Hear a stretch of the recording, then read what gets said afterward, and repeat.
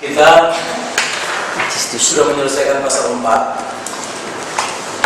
Hari ini pasal 5. Mungkin kita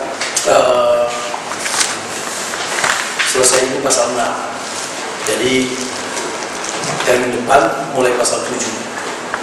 Ya, jadi pas seperti waktu kita adakan ini di Lebak Agung.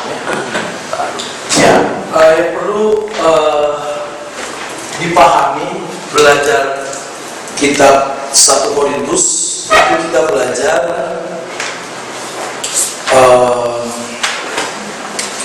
bagaimana Paulus menulis surat ini. Tujuannya menyelesaikan masalah-masalah yang terjadi di jemaat Korintus. Nah, itu yang jarang sekali orang memahami kitab Korintus berdasarkan tujuan kitab ini ditulis. Padahal ini menjadi dasar untuk kita memahami dengan benar, untuk kita memahami dalam konteksnya.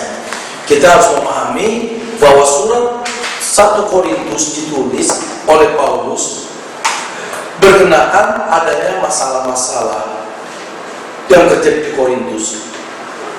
Baik masalah itu laporan secara lisan jemaat kepada Paulus maupun laporan melalui tulisan surat yang kemudian dijawab oleh Paulus.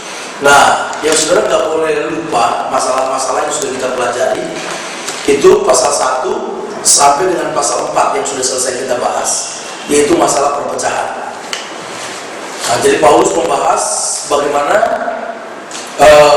jemaat di sana tidak boleh berpecah, nggak boleh ada perpecahan, karena perpecahan itu adalah tanda ketidakdewasaan secara rohani. Perpecahan itu tanda bahwa mereka hidup dalam keduniawian. Perpecahan itu tanda mereka tidak mengerti Injil dengan benar. Kalau mereka mengerti Injil yang benar, mereka nggak ada dalam kotak-kotak perpecahan. Aku golongannya Apolos, aku golongannya Paulus, aku golongannya Kefas, aku golongannya Kristus. Yang merasa rohani, yang semua rohani merasa bahwa mereka paling hebat, jadi golongan Kristus. Itu semua seperti golongan-golongan.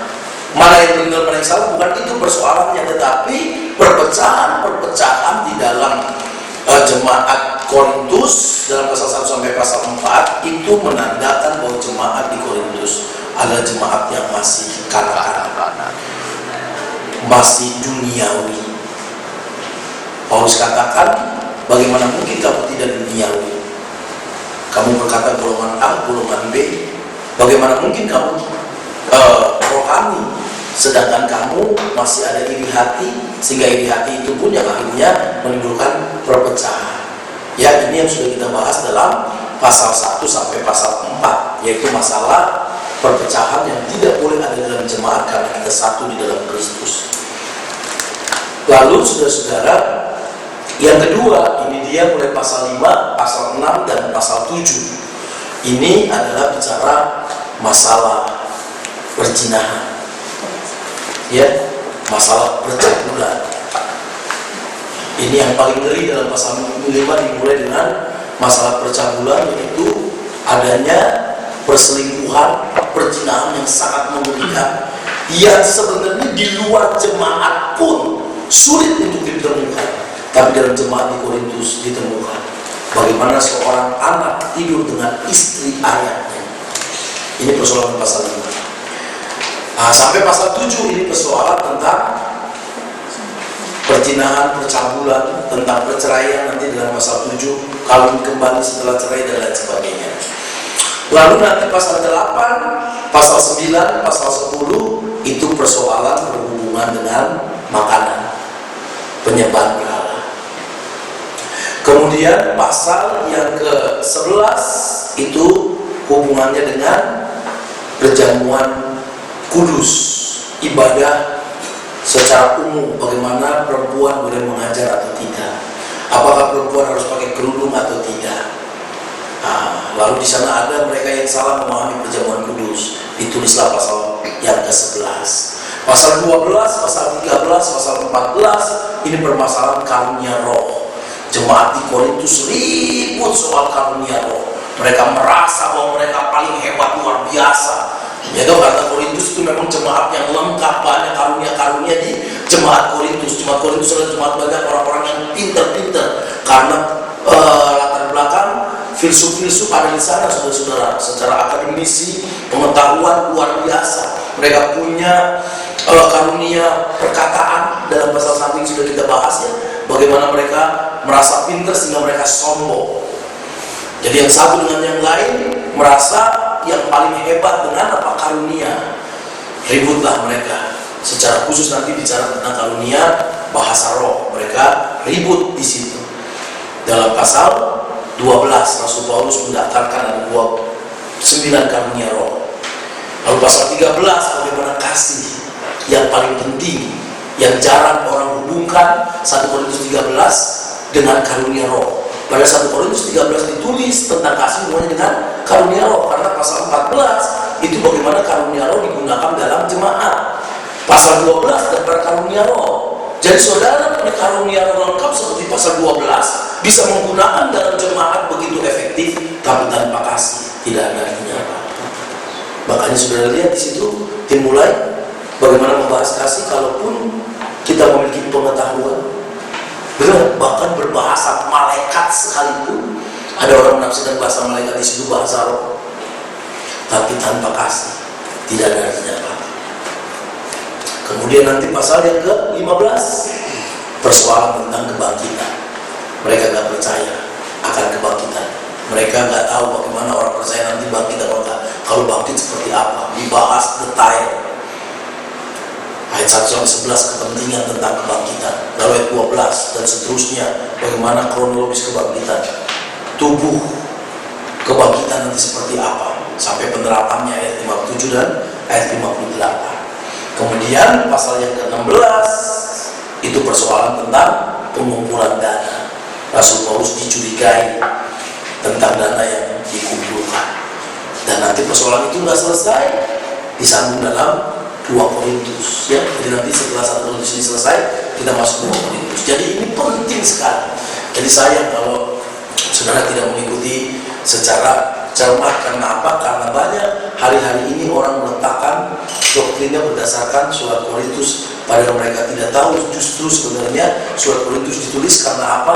Karena mereka ada dalam persoalan, ada dalam masalah. Tetapi banyak orang sekarang mengulangi persoalan-persoalan yang pernah terjadi di Korintus. Harusnya dengan baca Korintus itu jangan kita mengulangi persoalan yang sama. Harusnya kita bisa jangan terulang untuk mengulangi masalah-masalah yang terjadi di Korintus. Jadi kita belajar Korintus supaya apa? Supaya jangan bermasalah dengan masalah-masalah yang sudah terjadi. Nah sekarang kita melihat ini masalah yang terjadi yang sangat mengerikan di jemaat Korintus dalam pasal 5 ya. Dan ada ayat-ayat nanti yang sulit ditafsirkan, tapi kita akan tafsirkan dalam bagian ini. Coba kita baca dulu ayat 1 sampai ayat 5, 1 Korintus pasal 5. Mari kita baca sama-sama, 2, 3. Memang orang mendengar bahwa ada percabulan di antara kamu, dan percabulan yang begitu rupa, seperti yang tidak terdapat sekalipun di antara bangsa-bangsa yang tidak mengenal Allah, yaitu bahwa ada orang yang hidup dengan istri ayahnya. Lihat enggak? Ayat 2. Sekalipun demikian kamu sombong, tidakkah lebih patut kamu berduka cita dan menjauhkan orang yang melakukan hal itu dari tengah-tengah kamu? Sebab aku sekalipun secara badani tidak hadir, tetapi secara rohani hadir. Aku sama seperti aku hadir telah menjatuhkan hukuman atas dia yang telah melakukan hal yang semacam itu. Bila mana kita berkumpul dalam roh, kamu bersama-sama dengan aku, dengan kuasa Yesus Tuhan kita, orang itu harus kita serahkan dalam nama Tuhan kepada iblis sehingga binasa tubuhnya, agar rohnya diselamatkan pada hari Tuhan. Apa maksudnya ayat 5? Nanti kita bahas ya. Kita lihat dulu bagian ini. Ini persoalan yang kedua, betul? Persoalan pertama tadi perpecahan, pasal 1 sampai pasal 4. Dan persoalan yang kedua yaitu persoalan moral, percabulan, ya dan lain sebagainya. Paulus telah mendengar tentang perkara ini mungkin dari Stefanus dan keluarga Chloe ya, yang kita pernah bahas di bagian sebelumnya. Ini bukan kabar angin, ya bukan gosip seperti biasa gosip-gosip. Kenyataan sudah jelas, seorang laki-laki sedang hidup dengan istri ayahnya. Ngeri apa enggak? Ngeri sekali. Ini benar-benar udah poprok ya. Pasal ini tidak hanya mempersalahkan orang yang berdosa itu. Pasal ini ditulis ya untuk jemaat, karena jemaat juga salah. Apa salahnya jemaat? Nanti kita bahas di mana jemaat salah melihat ada orang yang seperti itu, tapi jemaat malah tetap sombong dan membiarkan dosa seperti itu dalam jemaat. Mereka punya sikap yang jahat, maka Paulus berusaha memperbaiki kedua kejahatan itu, kejahatan laki-laki itu dan kejahatan jemaat. Ya, ini 1 Korintus pasal 5 poinnya, ide sentralnya. Ya, lanjut.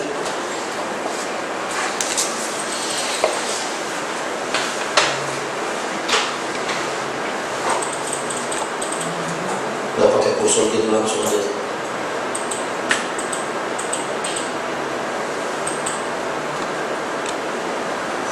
Ya, ada dua dosa. Pertama, dosa si penjahat. Kenapa pakai penjahat? Karena memang betul-betul ini kategorinya sudah penjahat. Bagaimana dia tidur dengan istri ayahnya. Ini dosa yang pertama. Rupanya dia anggota jemaat.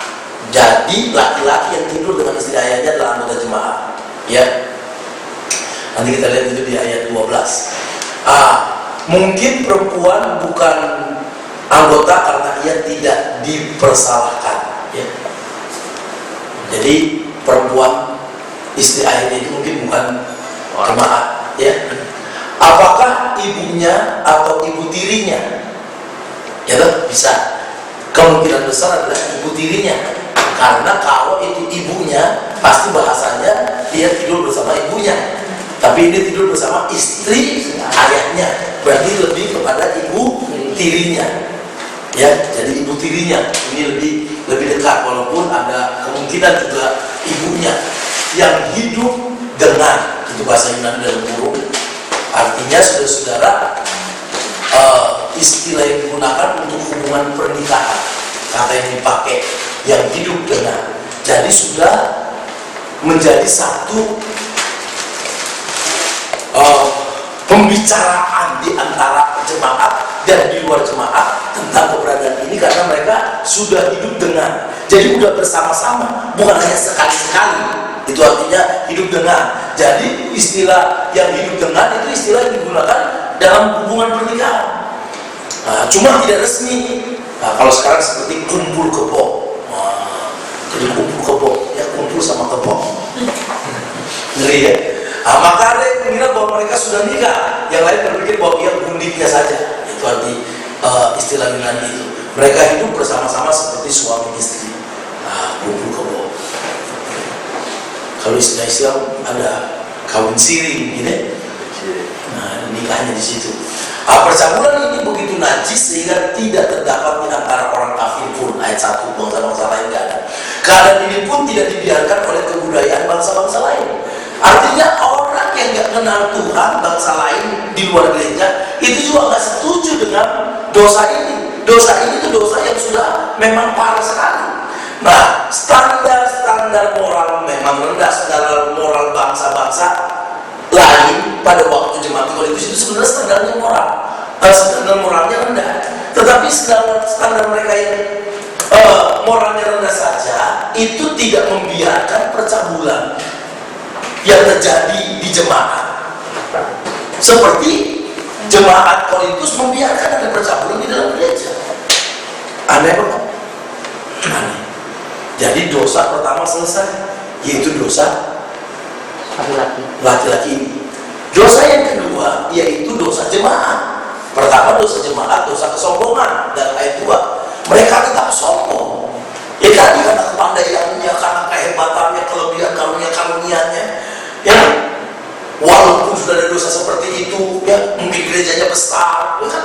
Mungkin gerejanya kaya dan lain sebagainya, tetapi mereka tetap sombong. Mereka tidak sombong karena kejahatan itu, bukan sombong karena memamerkan kejahatannya, tetapi mereka sombong meskipun jemaat dicemarkan olehnya. Jadi mereka tetap nggak sadar, nggak bersedih gitu. Ini mengerikan saudara. Mereka tinggi hati karena hikmatnya, karena pengetahuannya, karena karunia-karunia dan sebagainya, kelebihan-kelebihan yang dimiliki jemaat di Korintus. Karena itu mereka membiarkan dosa di tengah-tengah mereka. Mereka sombong, puas dengan diri sehingga tidak berduka cita.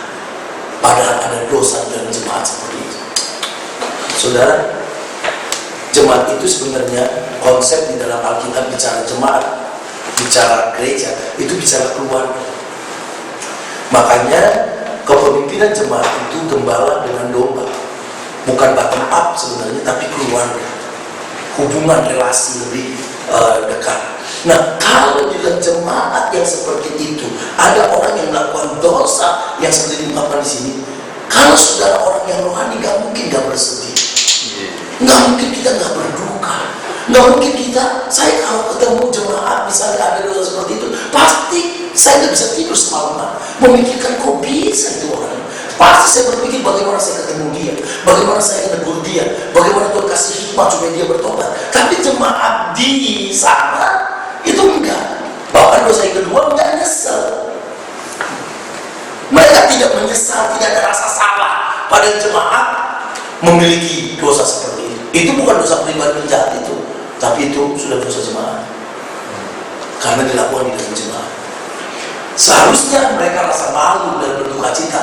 Berduka cita seperti untuk orang yang mau mati, harusnya rasanya malu, yang bersedih. Kalau kita lihat orang dengan orang mati, sudah tadi aja sudah saya nonton yang menolong orang miskin dulu, ya tadi Mas Tigres jalan Gresikan Surabaya, uya yang bawa kasih uang itu. Wah, tadi saya nangis nonton saudara. Tanpa sadar saudara, orang pada susah seperti itu. Sampai ibunya nggak bisa apa-apa, nggak bisa jalan. Lalu anaknya masih kecil, dia yang masak. Dia masih SD saudara. Rumahnya hanya satu ruangan. Waduh. Jadi ketika dikasih uang, ya 1 juta saudara, wah rasanya senang yang luar biasa. Saya nangis saudara. Langsung bersyukur Tuhan. Saya nggak pernah susah sampai seperti ini. Apalagi kalau ada di dalam jemaat dosa yang lebih parah ini. Itu aja orang tak percaya kita bisa menangis terharu. Jadi harusnya kalau ada jemaat seperti ini, saya nggak percaya kalau saudara sungguh-sungguh mengasihi Tuhan, mengasihi jemaat, dan saudara tidak berduka cita kalau benar-benar terjadi dalam jemaat seperti ini. Kira-kira saudara bersedih? Ya. Kalau saudara nggak bersedih, saudara harus tanda tanya kalau iya ada apa kalau sampai nggak bersedih? Ya, mereka tidak bertindak untuk mengeluarkan orang itu dari jemaat, tidak ada tindakan apa-apa. Maka jelas mereka tidak malu, tidak berperasaan dan tidak bertobat. Jangankan lembaga gereja, kalau saudara punya staf seperti ini, saudara dalam kerajaan sekuler, kira-kira saudara sebagai pimpinan ada tindakan yang terhadap staf seperti itu? Enggak ada tindakan. Gede-gede Pak. Kenapa? Gede-gede. Cuma gede-gede kok. Karena keluarganya udah melapor, ya, melapor tuh si ini begini. Pasti saudara tindakan. Kenapa? Saudara nggak tindakan, keluarganya anggap saudara tak benar. Itu lembaga sekuler, apalagi gereja. Ini papanya masih hidup juga. Masih hidup papanya. Juga diam aja juga ya. Nah, iya. Udah kong kali kong Pak. Nah, ini tanda tanya bagi kita penerapannya. Bagaimana gereja saudara? Apakah jemaat membiarkan dosa seperti ini? Mungkin nggak persis seperti ini. Tapi apa? Apakah ada dosa dalam jemaat yang mirip-mirip seperti ini dan saudara di dalam gereja, dan gereja saudara tidak ambil keputusan apa-apa? Perpuluhannya besar mungkin Pak.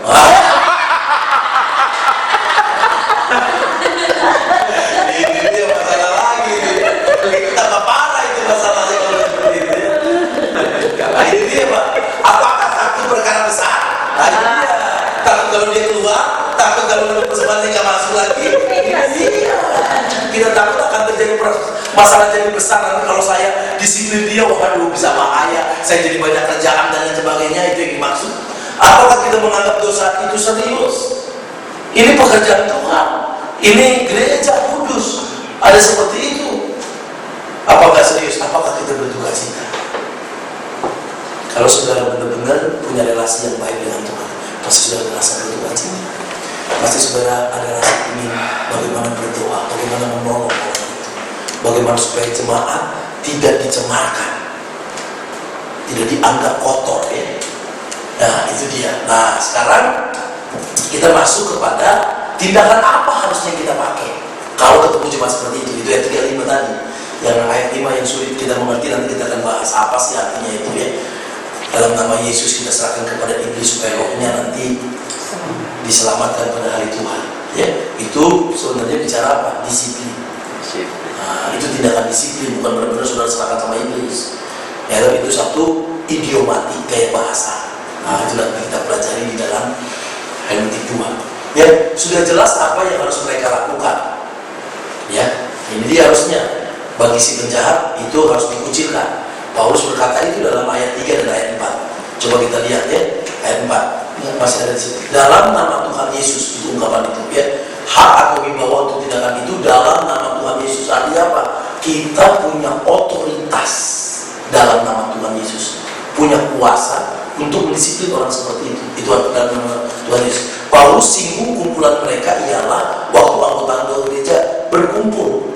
Nah, mungkin itu adalah waktu kita baca ayat 3 dan ayat 4 supaya semakin jelas.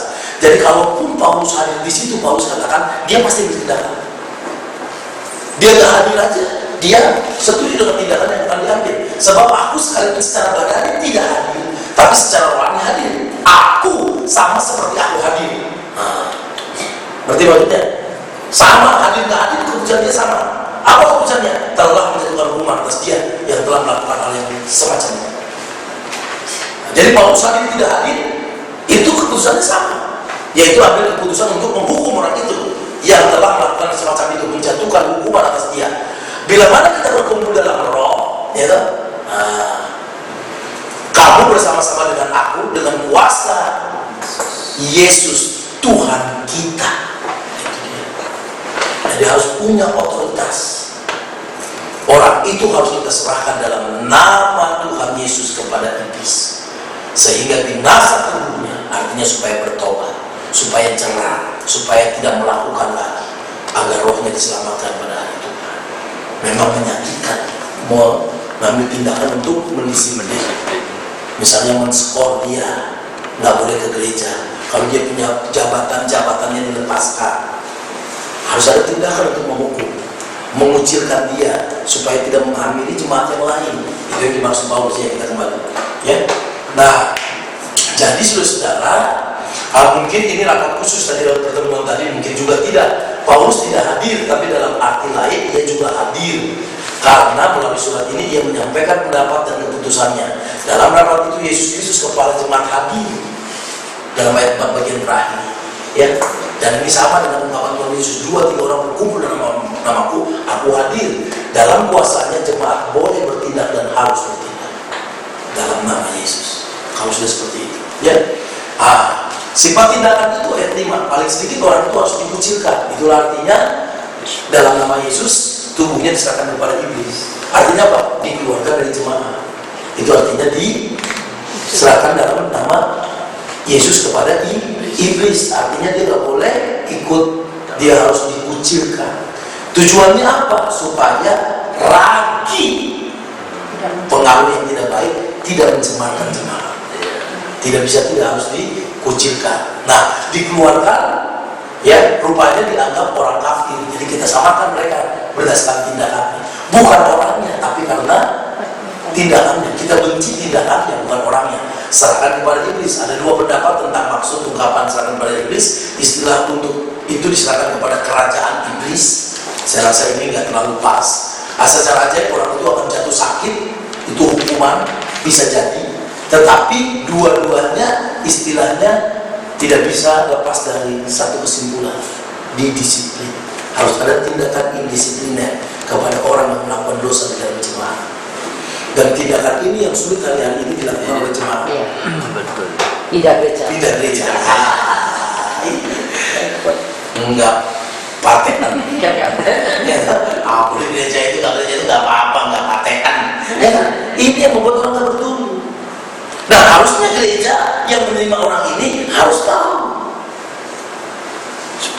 banyak jemaatnya. Ini dia. Jadi sekarang ini kan tanpa ditanya kenapa pindah segala macam, monggo, malah nggak pindahnya suruh pindah kok. Udah gereja aku aja nggak apa-apa. Kalau kamu di sana nggak nyaman, gereja aku nyaman, ya. Apalagi yang Pak Joko tadi katakan persepuluhannya besar, sudah, ya kan? Saudara, kalau saudara termasuk jemaat yang mengalami satu persoalan lalu disiplin oleh jemaat, kita nggak boleh sudah sakit hati sama jemaat. Itu berarti jemaat itu betul. Karena saudara di jemaat itu nanti persoalan saudara nggak akan selesai. Saudara pindah lagi, bikin lagi di sana, pindah lagi, bikin lagi, jadinya apa? Saudara nggak bertumbuh. Nah, cuma sekarang ini tindakan disiplin ini yang sulit. Tapi kita harus beri tindakan supaya jelas dan secara hati nurani orang itu pasti nggak bisa memimpin dirinya sendiri. Ya, mungkin dia rasa nggak enak, tetapi dia tahu itu betul. Karena apa? Tindakan disiplin, nah ini yang saudara harus ingat, nggak boleh lupa. Tindakan disiplin itu seperti pisau operasi. Kalau pisau operasi itu menyakitkan, tetapi menyembuhkan. Ya. Jadi seperti kanker yang harus dibedah, itu menyakitkan, tapi kalau tidak akan merusak. Ini kanker di dalam jemaat harus dikucilkan. Ya, orangnya dikasihi, karena mengasihi orangnya kita harus kucilkan. Setelah kita kucilkan bukan berarti kita nggak perhatikan, kita anggap orang yang nggak benar, enggak, kita kembalikan. Jadi saudara-saudara, mendisiplin itu bukan dibuang, dikucilkan itu bukan dibuang, tapi supaya dia sadar dan kesalahannya. Kita operasi, menyakitkan tapi menyembuhkan. Ya. Nah, tujuan tindakan itu apa? Kebinasaan daging dan keselamatan roh. Artinya secara tubuh dia tidak lagi melakukan itu. Ya, tujuan pengucilan ialah supaya orang itu akan sadar dan diselamatkan. Ini tujuannya. Selalu tindakan disiplin itu bagi gereja adalah untuk membuat orang bertobat dan semakin lebih baik, semakin bertumbuh. Ya. Apakah ini orang Kristen? Mungkin tidak. Tapi dia dalam jemaat. Jadi bukan hanya sekarang, banyak orang di gereja sebenarnya belum Kristen. Agamawi ya. Agamawi, mungkin karena mau menikah. Iya. Dan banyak orang Kristen kenapa? Nggak mau menikah. Awas kamu kalau nggak ikut Kristen, aku nggak mau. Kamu kalau mau ikut aku jadi Kristen, ikut. Ada yang sungguh-sungguh, tapi ada yang kematinya aja. Iya. Ada ikut-ikutan, nanti dia mati dia balik lagi. Tapi ada yang sungguh-sungguh, malah suaminya yang ngajak sungguh-sungguh banyak. Ya. Jadi banyak orang di dalam gereja yang belum bertobat. Ya. Nah, perhatikan kata-kata ini, agar rohnya diselamatkan. Itu poinnya kita. Jadi jangan mengambil tindakan disiplin yang membuat dia tidak bertumbuh. Jadi tindakan disiplin diambil supaya orang bertumbuh, supaya lebih baik lagi. Itu artinya dalam nama Yesus, secara badan kita serahkan kepada iblis supaya dia mengalami kesulitan, mungkin sakit penyakit, mungkin dia dijauhkan dari pergaulan yang membuat dia jadi sadar akan dosanya, tetapi rohnya diselamatkan. Ya. Bagi jemaat, apa yang harus kita ambil? Ya, harus ada pembersihan, ayat 6 sampai ayat yang 8. Kemegahanmu itu tidak baik. Bayangin seperti itu masih megah. Coba kita baca ayat 6 sampai 8. Memang benar-benar ya jemaat Korintus ya. Nah ini ya. Kemegahanmu itu tidak baik. Tidakkah kamu bahwa sedikit lagi mengambil seluruh adonan? Masih bisa bermegah, masih bisa sombong dengan jemaat. Ada orang yang seperti itu dalam jemaat. Bukankah itu akan menghamili adonan? Buanglah lagi lama itu supaya kamu menjadi adonan yang baru. Sebab kamu memang tidak berani. Sebab anak domba Paskah kita juga telah disembelih, yaitu Kristus. Karena Kristus, saudara-saudara, kita menjadi orang kudus. Dan kalau ada yang mencemarkan kekudusan, itu harganya mahal, saudara. Harus disingkirkan. Itu artinya pengalaman yang tidak baik. Karena itu marilah kita berpesta bukan dengan ragi yang lama. Ragi lama itu hidup keduniawian, itu maksudnya. Bukan pula dengan ragi keburukan dan kejahatan, tapi dengan roti yang tidak beragi, yaitu kemuliaan dan kebenaran. Yaitu kalau saudara lihat ayat 7 bagian terakhir, anak domba Paskah kita juga telah disembelih, yaitu Kristus sebagai dasar di mana kita menjadi pribadi yang lepas dari ragi-ragi yang lama. Kita menjadi pribadi yang baru. Kepada jemaat dikasih tahu kembali. Ya. Nah, kemegahanmu itu tidak lain. Mereka tidak ada alasan dasar untuk bermegah. Bagaimana mungkin masih bermegah? Anggota pejabat harus berubah, bukannya malah sombong. Kata berarti itu Kristus telah menyelamatkan kita dari dosa. Yesus Kristuslah Paskah kita. Sekarang kita tidak berlagi, artinya tidak ada lagi yang lama. Itu sudah diselesaikan oleh Paskah Kristus itu. Maka mari kita merayakan hari raya roti tak beragi. Ini simbol untuk orang Kristen, orang yang sudah bertobat, yang sudah meninggalkan ragi yang lama, karena sudah menerima Kristus sebagai Tuhan. Berpesta dalam pesta Paskah yang tidak beragi. Artinya apa? Itu satu ungkapan bahwa kita sudah melepaskan ragi yang lama. Tapi kenapa masih ada ragi yang lama di dalam jemaat? Dan ragi harus disingkirkan. Ya, jadi kehidupan Kristen adalah hidup tanpa ragi, tanpa dosa yang menghamili. Jadi kalau ada setiap dosa yang bisa menghamili jemaat, itu harus dikerah, harus disiplin. Ya. Lalu ayat 9-11 penjelasan yang perlu, ya. Coba kita lihat. Ini masih ada hubungannya, tapi dia berada dengan yang lain. Ayat 9 dan 10. Dalam suratku telah kutuliskan kepadamu supaya kamu jangan bergaul dengan orang-orang cabul. Berarti ada surat Paulus yang lain sebelum surat ini. Tapi kenapa ini 1 Korintus? Karena ada penelitian, sebenarnya ada 4 surat yang ditulis oleh Paulus ke Korintus. Tapi yang ada hanya 2 surat. Nah, 2 surat ini yang mana? Nah, ini yang kita tidak mengerti. Yang jelas berarti sebelum surat 1 Korintus ada surat yang lain, ini dia yang tidak menjadi kanon kitab yang dihilangkan. Itu berarti kalau itu menjadi kanon bukan karena siapa penulisnya, tapi karena seleksi Roh Kudus. Amin. Ya, jadi ada surat Paulus juga yang tidak jadi kanon. Jadi itu menjadi kanon bukan karena Rasul Paulusnya, tapi karena Roh Kudus yang menyeleksi itu. Nah, jadi dalam surat itu telah kutuliskan kepadamu supaya kamu jangan bergaul dengan orang-orang cabul. Yang aku maksudkan bukanlah dengan semua orang cabul pada umumnya dari dunia ini, atau dengan semua orang kikir dan penipu, atau dengan semua penyembah berhala. Karena jika demikian kamu harus meninggalkan dunia ini.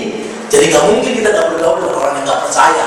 Begitu loh maksudnya. Karena orang tidak percaya pada umumnya di Korintus itu orang yang bercabul. Nah, itu bukan maksudnya nggak boleh bergaul dalam arti kita tidak boleh teman orang yang nggak percaya, bukan itu yang dimaksud. Kalau begitu kita nggak hidup dalam dunia ini lagi. Bagaimana mungkin ya? Tapi ini dia yang dimaksud. Yang kutuliskan kepadamu ialah supaya kamu jangan bergaul dengan orang yang sekalipun menyebut dirinya saudara adalah orang cabul, kikir, penyembah berhala, pemfitnah, pemabuk, atau penipu. Dengan orang-orang demikian janganlah kamu sekali-kali makan bersama-sama. Jadi bergaul di situ sudah menjadi sahabat, menjadi karib dengan orang-orang yang hidupnya tidak berkenan kepada Allah. Karena itu, saudara-saudara, ini penting sekali. Saudara harus pilih orang dalam bergaul. Ya, Kita berteman dengan semua orang bisa, tetapi kalau untuk bergaul karib, saudara harus pilih, bukan diskriminasi, tapi berdasarkan kriteria rohani. ya, Apakah pergaulan saudara membuat saudara bertumbuh? Apakah pergaulan saudara membuat saudara semakin mengasihi Tuhan? Apakah pergaulan saudara membuat saudara semakin ingin melayani Dia? Kalau tidak, saudara harus tinggalkan pergaulan. ya, Jelas? ya. Apalagi kita punya anak dan sebagainya, ini penting. Kita harus tahu anak kita bergaul sama siapa.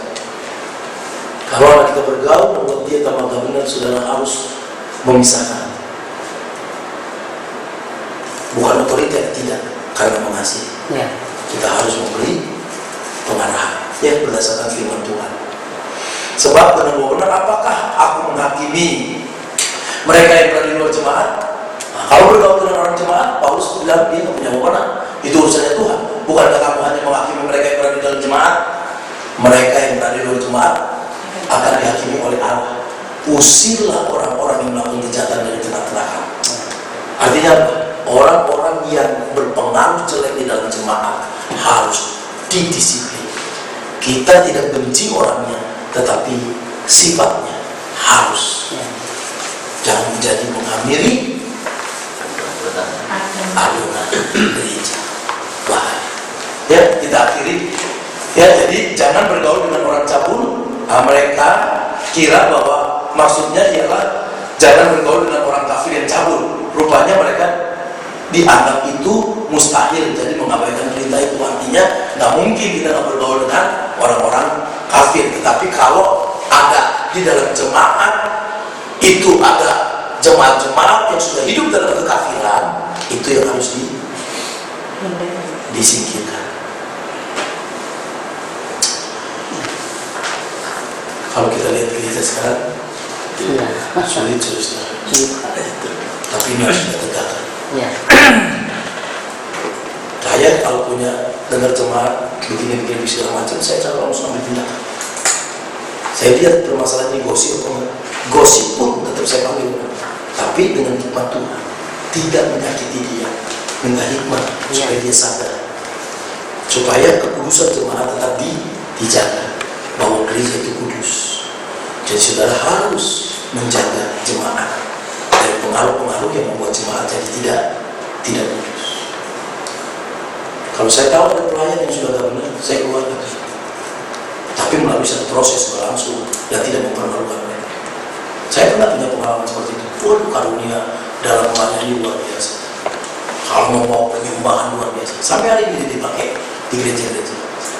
Tapi saya tahu sekali persis bagaimana bahaya itu dosa orang. Saya panggil, saya ajak makan, dijengkel. Saya tanya, dan dia kedapatan memang betul. Dia bilang, minta maaf, kamu gak boleh pelayan. Kamu boleh tetap jadi jemaat, tapi gak boleh pelayan. Masalahnya sekarang ini kok kenapa orang begitu kok masih dipakai Tuhan ya Pak? Urapannya bukan. Kita harus bisa membedakan dipakai Tuhan dengan kita ambisi sendiri tanpa menyadari. Karena saudara-saudara, kita bisa ditipu dengan keterampilan orang. Iya. Iya. Harus dibedakan. Orang bisa khotbah berapi-api sampai berasap-asap, ya, tetapi hidupnya nggak benar, bisa nggak? Bisa. Memang itu nanti tanggung jawab dia sama Tuhan. Tapi kalau kita sudah tahu bahwa dia nggak benar, saudara-saudara harus ambil tindakan. Harus minimal panggil, konfirmasi benar nggak? Kalau benar, saudara harus ambil keputusan. Kalau saudara tak punya wewenang, ngomong sama atasan, dirapatkan. Apa? Karena Tuhan senang seperti itu. Dan kalau saudara lakukan ini, saudara dari pihak Tuhan. Nggak usah takut kehilangan jemaat, nggak usah takut, karena tujuan kita melayani bukan supaya jemaat banyak, tapi supaya jemaat menjadi pribadi yang berkenan kepada Allah. Amin. Amin. Ini dia, kalau sudah lihat sampai ayat yang ke-13, ya, begitu jelas. Kita harus benar-benar menjaga kesucian jemaat. Bukan berarti kita semua sempurna, kita mesti bisa jatuh, tetapi kita tidak hidup seperti kasus yang di sini. Kalau kasus ini sudah hidup, kalau jatuh, saudara biasa, semua kita masih jatuh. Kita minta ampun, saya juga masih jatuh, minta ampun. Tapi kalau sudah dosa yang artinya udah secara umum orang tahu, udah jadi guncingan saudara bayangkan. Kalau saya punya jemaat, misalnya di tempat saya, lalu dalam keluarga mereka sudah diomongin, gimana sih itu gereja, orang udah punya istri, berapa istrinya udah ditampalin setiap hari, ya kan? Tapi masih setiap hari dia masih di mimbar masih bisa, itu. Tapi ada, dan saya banyak temukan itu. Ya. Dan tadi saya katakan, yang saya disiplin, saudara-saudara, staf saya itu sekarang dipakai lebih luar biasa. Sampai orang berkata, oh, saya salah. Enggak, saya nggak salah, karena saya tahu saya diserahkan sama Tuhan. Mudah-mudahan dia sudah bertobat sehingga dipakai.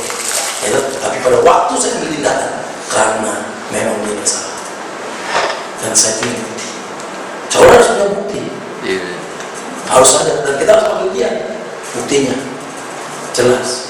Tapi kita tidak boleh mempermalukan dia. Iya. Kita harus jaga. Tapi tindakannya harus kita disiplin, karena kita mengasihi. Ada sukacita? Amin. Ya. Minggu depan 1 Korintus pasal 6. Waduh, ini persoalan lebih lagi ini. Ini lebih relevan karena masuk dunia pengadilan. Bagaimana di dalam jemaat itu Masalah jemaat dibawa ke pengadilan negeri, boleh apa enggak? Nah, ini nanti di depan perkara hukum dan moral. Jadi ada jemaat yang membawa jemaat yang lain masuk ke pengadilan. Tuhan. Sekarang juga banyak. Nah, bagaimana? Di kode itu sudah minggu depan kita akan bahas ya. Selingkuhan itu dibuat guyonan Pak. Tersebut perguyonannya. Dinas Google Pak. Dinas perubahan gerak. Katanya orang. Oke, kita akhiri malam hari ini. Ibu Irma.